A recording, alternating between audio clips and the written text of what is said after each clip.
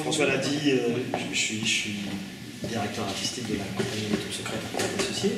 Et là, il y a quelque chose effectivement qui m'a intéressé, c'est cette expérience particulière d'une forme assez simple de dramaturgie autour de cet article, et puis qui nous a fait faire une première version dans la maison de François, et on commence aujourd'hui avec quelque chose de très simple, une personne qui relit son article et ça le renvoie à lui-même. Voilà, on va dire ça comme ça pour pas trop déflorer. On vous laisse la place. Vous voulez... Si vous voulez. Ouais, d'accord.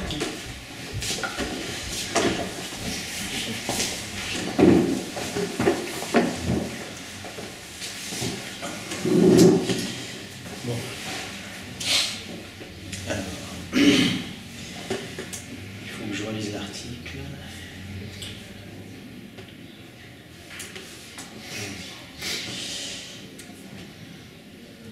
Il y eut pour seul avertissement un bruit de souffle à la dernière seconde. L'instant d'après surgit à travers les arbres un mur blanc de neige, haut comme 2 étages. Ouais.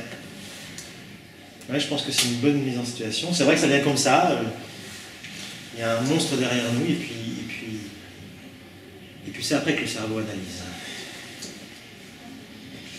Cette poudre fraîche et légère dont les 16 skieurs et snowboarders avaient fait l'objet de leur quête était devenue leur ennemi. Ligne brisée en forme d'éclair, la cassure avait produit une plaque de 60 mètres de large et de 1 mètre de profondeur. Ouais. Une cassure. Ça s'est passé pareil pour nous. La neige se répandit dans la pente en 1000 blocs. Dans le massif des Cascades, État de Washington, en février, l'avalanche gonfla autour d'arbres et de rochers comme le font les vagues de l'océan autour de la proue d'un navire. Ouais. L'image me semble claire. Continuons. Elle emportera d'autres arbres pour augmenter sa charge destructrice et aussi des gens au-dedans. Combien? Personne ne le savait. Ben oui. Personne ne le savait parce que de toute façon, personne ne se le demandait encore. Bon, ça, j'ai déjà corrigé. Je passe. Ah. Chaque flocon ajoutait de la profondeur à la neige. Chaque flocon en augmentait le poids. Il en aurait fallu des millions pour qu'un skieur perçoive la différence. Il pouvait suffire d'un seul pour que la montagne bouge. Ah, j'aime bien ça. Un seul pour que la montagne bouge. Ça renvoie à l'idée d'un fragile équilibre comme ça. Tout tient, paf, 1 gramme de trop, puis paf. Ta vie est foutue. La queue au télésiège commença de se former vers 7 heures, soit 2 heures avant l'ouverture officielle. Lorsque les skieurs entendirent l'écho des explosions, ils applaudirent. C'était l'annonce d'un jour de pourdeuse. Ah ouais, les fameux consommateurs de neige. Relisons le bulletin de Moore, le directeur du Centre de prévision météorologique du Sud-Ouest. Malgré la diminution des averses de neige et la diminution du vent attendu dimanche, les températures froides devraient ralentir la stabilisation des plaques avant formées et contribuer à maintenir la menace d'un développement du risque accidentel. Une couche de neige n'est jamais stable, m'a-t-il dit plus tard. Elle se transforme, même une fois recouverte. Tout skieur, quiconque exerce une pression sur la pente, provoque le changement de la structure du manteau, même s'il ne le sait pas. Ce n'était donc pas la nouvelle neige qui inquiétait Moore, c'était ce qui se trouvait 1 mètre en dessous. Quand les cristaux sont glacés et protégés sous de doux paquets de neige dulleteuse, ils deviennent de fragiles pilotis soutenant tout ce qui leur tombe dessus. Ouais. Avec mon frère, on n'avait pas son manteau. Donc ça, je passe. Ah oui, renvoyons-la.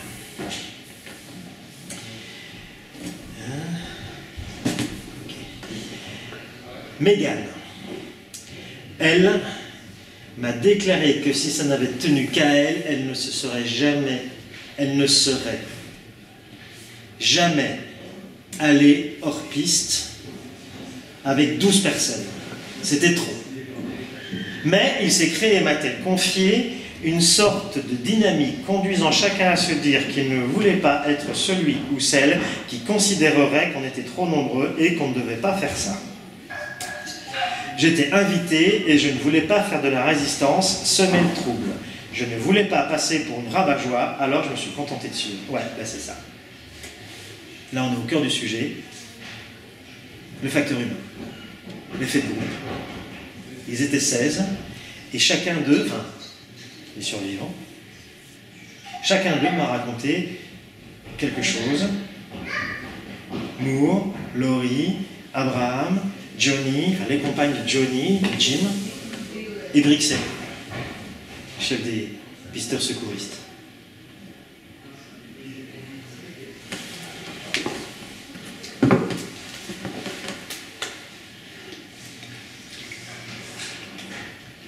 Et parfois, il suffit d'être deux pour qu'un effet de groupe comme ça, pour que se crée une dynamique mortelle. Mon frère et moi, on était sur la surenchère permanente.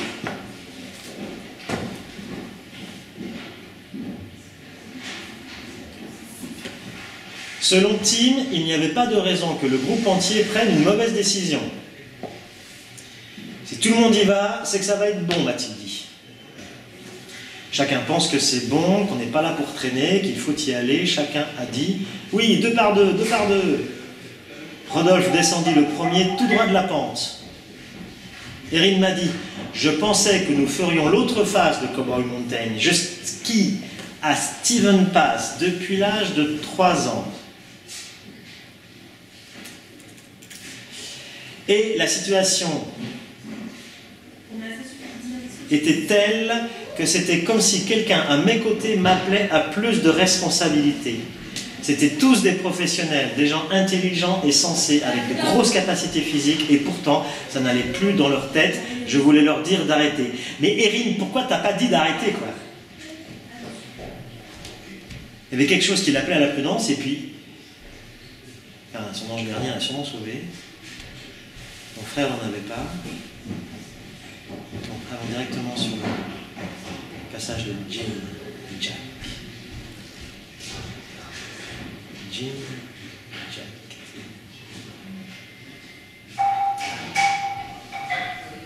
C'est ce qui retirait.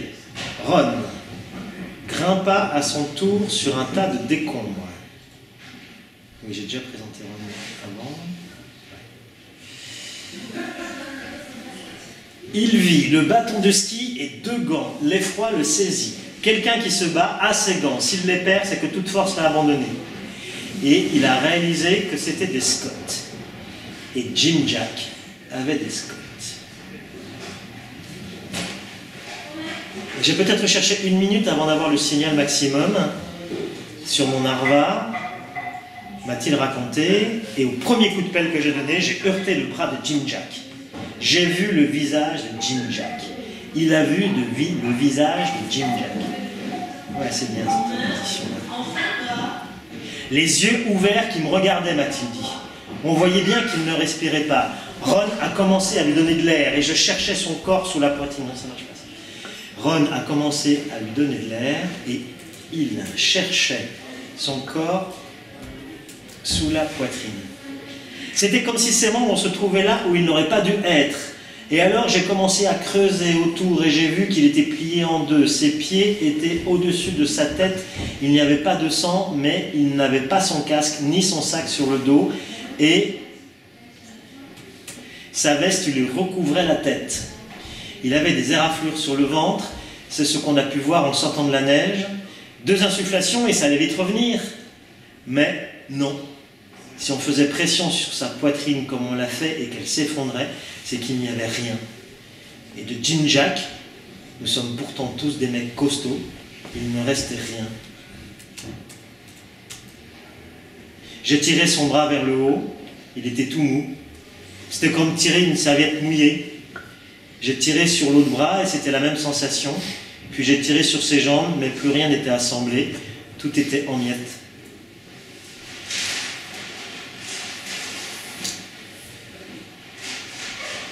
C'est pas moi qui ai trouvé le corps de mon frère. Les équipes de sauveteurs ont sondé tout là-bas, au bas de la pente. C'était pas une avalanche de poudreuse comme à Tunnel Creek.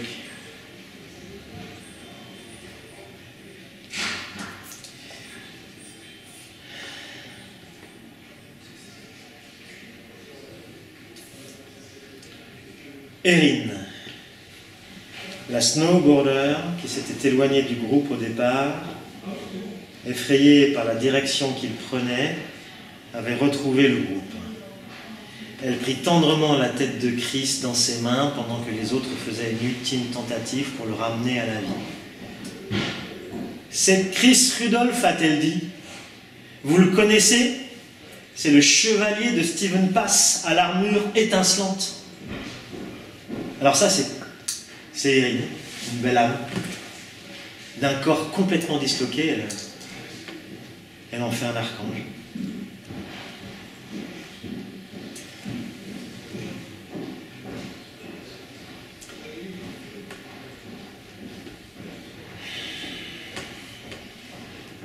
À Stephen Pass, Brixey, le chef de l'équipe des pisteurs secouristes, avait été mis au courant de l'appel passé par Megan au 911, alors que Stifter essayait de ranimer Chris. Au bureau des secouristes, un ami d'Abraham, la compagne de Jim, se tourna vers elle, la regarda dans les yeux et lui dit à propos de Jim, « Ma chérie, il est parti. »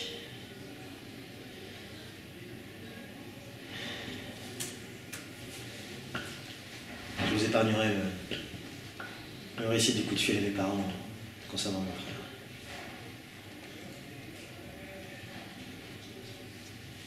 Laurie, la femme de Johnny, elle, a l'opportunité d'aborder Brixey. Je lui ai dit, alors Chris, il y a une avalanche à Tunnel Creek? Il a répondu oui. Il y a des blessés? Il a dit oui. Il y a des morts? Il a dit oui. On sait qui c'est? Il a répondu oui. Où est Johnny? Je n'en ai pas entendu parler, a-t-il répondu. C'était vrai. Un appel sur le 911 avait mentionné la mort de Jim, un deuxième celle de Chris, un troisième, une troisième victime, mais l'opérateur n'avait pas demandé son nom. Brixey ne sut rien sur Johnny jusqu'à ce que les membres de son équipe se trouvent sur les lieux du drame. Plus tard donc, Laurie l'a su. Il m'a dit que Johnny faisait partie des gens pris sous l'avalanche. Ce n'était pas possible qu'il en fasse partie, je ne pouvais pas le croire. J'ai demandé, tu l'as vu? Il a répondu non. J'ai dit, donc tu ne sais pas, ça n'est pas possible qu'il soit dessous, tu y vas et tu recueilles plus d'informations. Parce que c'est faux, vas-y, va le chercher, tu te trompes. Je me souviens avoir pensé, il a 2 enfants, c'est pour rire. Jamais Johnny ne fuit ses responsabilités, jamais. De l'autre côté de Cowboy Mountain, tout espoir s'était envolé. Les rescapés s'étaient transformés en sombres vigies, ils ne savaient rien faire d'autre qu'attendre. On avait couvert les corps et les visages d'une veste. On avait couvert les corps et les visages d'une veste. On avait couvert les corps et les visages des morts d'une veste. C'est ce qui semblait le mieux à faire. Erin m'a raconté que c'était comme une étendue d'eau qui aspirait l'émotion des nouveaux arrivants. Lorsque nous étions seuls à nous occuper d'eux, c'était beau et empreint de spiritualité comme pour des funérailles indiennes. Mais, comme les autres survivants en d'autres lieux, ils connurent tout de suite un sentiment de culpabilité, l'évidence qu'une avalanche prend d'autres vies que celle de ceux restés sous la neige. Ouais. Ça, c'est le problème de tous les survivants. On m'a pris en charge, moi, à l'hôpital, il y a 15 ans. En terminant.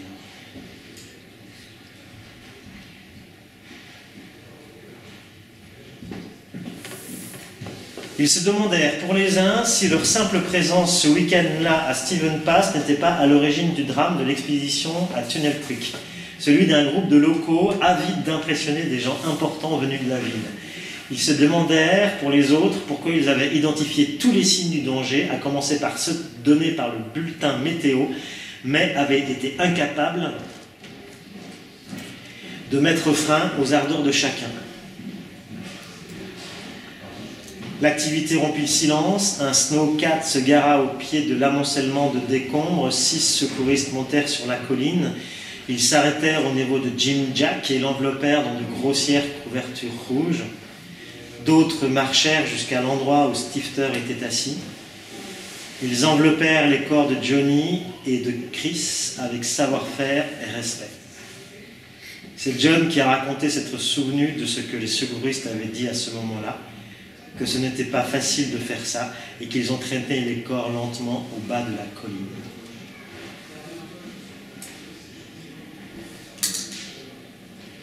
Le corps de mon frère lui est parti en hélicoptère.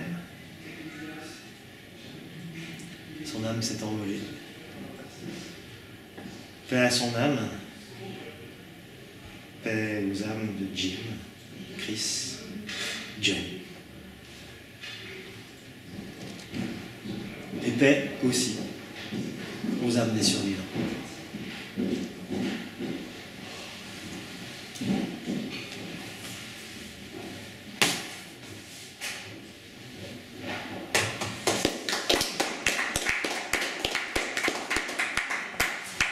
Merci.